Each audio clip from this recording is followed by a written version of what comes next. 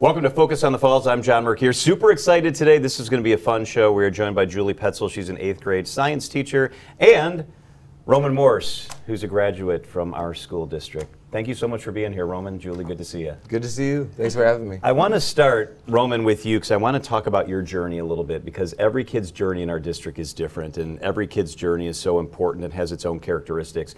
For you, it wasn't always easy academically. No. And I don't want to dwell on that, but it's an important part of how some kids get through school.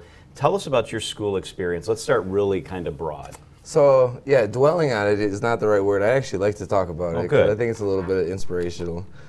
So I was a very average student. I basically went to school so I could play sports. That was my whole kind of agenda. You know, as long as I could play sports, then school was worth it, I guess. And then after that, I didn't really care about high school much. Went to college for a single semester at UW-Milwaukee, failed most of my classes. The second semester, failed all my classes. So then I took a few years off and then went back to school at MATC in Madison. Transferred over to UW, caught a couple breaks, met the right people, and then kind of things took off. I want to ask you about a couple things related to our school district here. We talk a lot of times, the superintendent and I talk about the importance of extracurriculars, and it kind of accents school for most people. But I guess it's important to have those available because for you it kept you on the track to at least make sure you were in school and graduated. Well, and the stuff they have now too, like we were talking about this yesterday, like the robotics team and stuff like that, they didn't really have that when I was this age.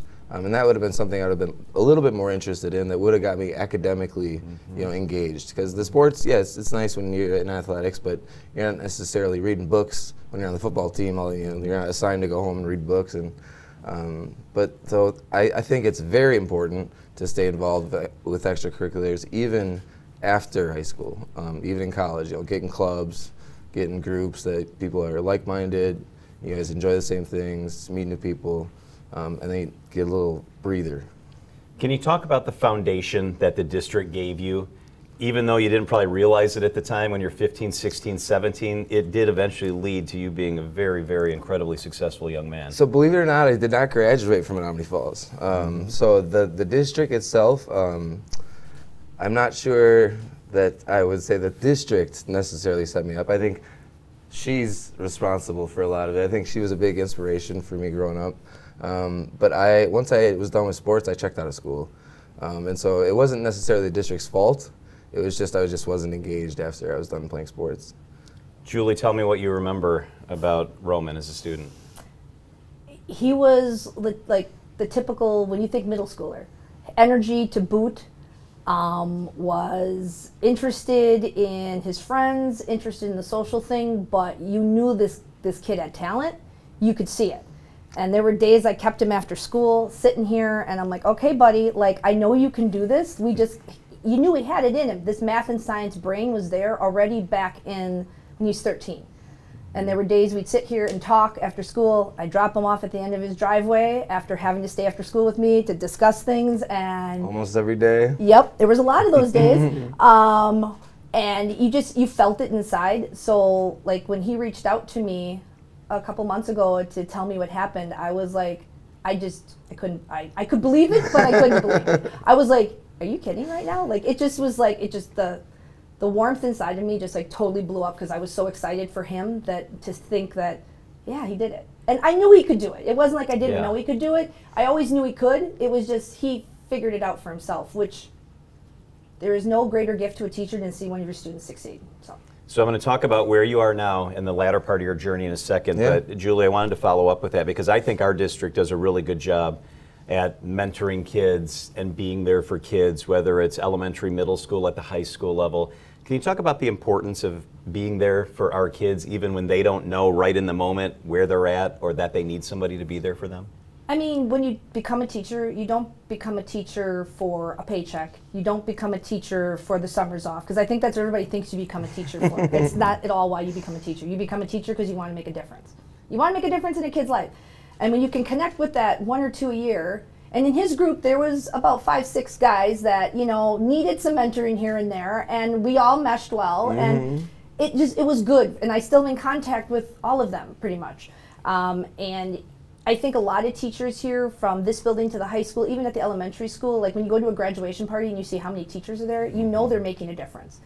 And I think that's one of the most important things to me, is if you can, as a teacher, connect to that 1 or 2 a year, and they don't have to be like your top A students. They can be your like average students, and just show them that they have it in them and they can succeed. That little spark will maybe be back in there somewhere as they're doing things in life. And what would Poetzel say? And they'll make it. Yeah, she saw that spark way before I did. So Roman, the importance of math and science, even when you're just focused mostly on baseball and football and trying to have fun at the end of the day, now that you've had time to reflect on that, can you talk about the importance of math and science and things that happen in rooms like this where we're seated? Yeah, absolutely. And now I give lectures about how I think math and science are important at MATC in Madison. I think math in particular is often very boring for students, unfortunately, because it just seems like they're just toiling. But it's really puzzles and it's problem solving that you're learning. And in classrooms like this, like Julie has you really engaged. And so really you're excited to learn, you're excited to be here. And it's tough to get students excited at this early of an age. So if you can do it, I mean, you really do make a difference. And she really has, throughout my entire academic career, I've always thought back to her as being the kind of the one that put the fire under me. That's so cool. How does that make you feel when you hear that? Seriously, when he called me, I was crying. The day he called me on the phone and I got a voice message and I called him back, I'm like, I was bawling at my desk, and like a couple of my students came in and they're like, what's wrong? I'm like, I have a former student who's going to defend his PhD, and I get to be invited and watch this happen. I mean, it was just such a cool experience, and you couldn't, like I said, you really couldn't have made me feel any prouder. It's like a mom moment, like look at him go.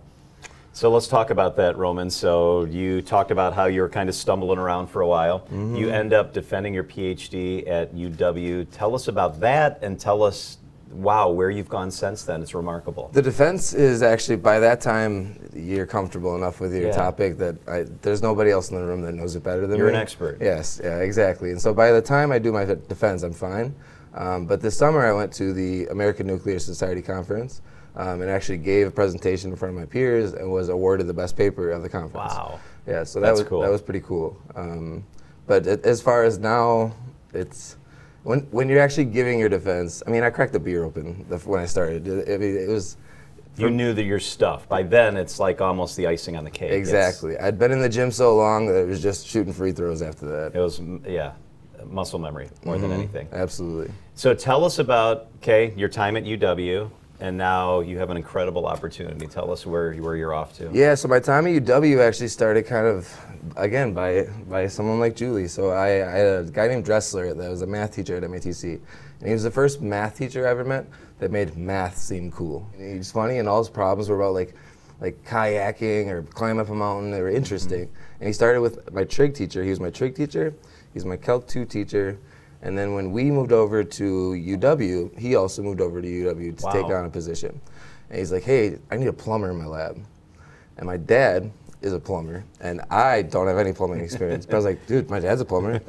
And so that's how I got my foot in the lab there. And then once I was there, I actually switched majors 2 or 3 times, settled on math, and then went back and got my master's in mechanical, and then did the PhD in mechanical. So how do you get to the point now where you're a guy who spent a lot of time in Menomonee Falls, Julie inspired you, and you're on your way to MIT? I mean, there's a lot to unpack there.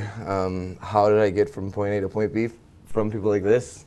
You know, I worked my tail off. I think that's the biggest advice I give to anybody, is really, and it sounds cliche, right? But if you work hard, you can be successful. You also need to catch a couple breaks and meet the right people. And so that's what happened, is I worked my tail off, and I had the right people around me, I had a right support group, I had the perfect people in place at the right time to like kind of inspire me and just promote the skills they saw in me that I wasn't necessarily seeing in myself at the time. So I think you need a combination of both. Julie, he's very humble. So you're in this classroom every day and have been for many years, and you see kids who it comes easy to, and you see kids who got to work their tail off a little bit or need a little maybe extra motivation. Mm-hmm. When you know his story now better than the rest of us, what do you take away from the journey that Roman's taken? Don't exaggerate it. I'm being good. He's right here. Yeah. You know, so it's like every year you're going to have those couple who you know have it in them. We're just going to have to fluff their pillow and when they lay their head down and write, they dream about what they can be. So I think like that's how, as teachers, we have to look at it. Sometimes those difficult kids who at days you name gray hairs after, in the long run, you're like, I'm sure I got a couple. You had 1 or 2 back in the day. But like, you know, like you don't give up. You don't give up on them.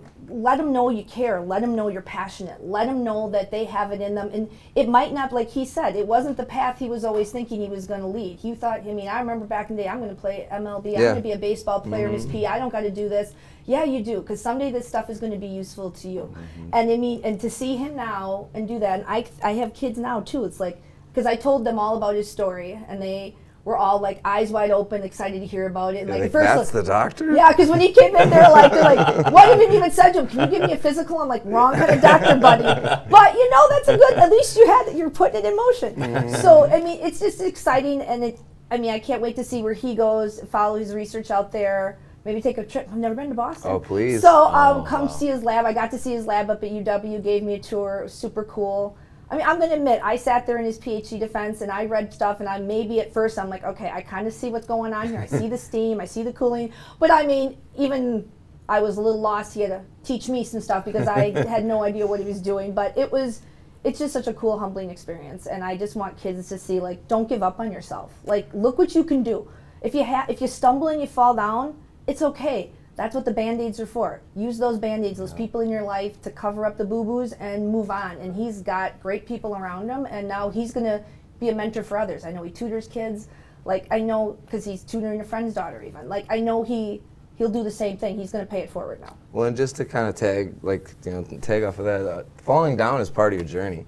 I don't know if anyone goes hiking or you guys climb mountains or whatever, but no one goes straight up the mountain and doesn't take a spill. You know, so falling down, picking yourself back up is a huge part of the journey. And so there were times where I did not know how to pick myself back up, but I had, you know, the right person there that kind of said, "Come on, let's do it. You know, let's get going. Here, here's what you need to do. Here's how you gotta here's how you gotta get started. You know, here's where you gotta go," and kind of set the path for me. And those people, I owe everything to. That's well said. So he is a man on a journey. He's headed to MIT, Roman Morse, and his 8th grade science teacher, Julie Poetzel. It's so fun to catch up with you guys. Thank you so much for sharing your story with us. Yeah. Thanks. Thank you. This has been Focus on the Falls.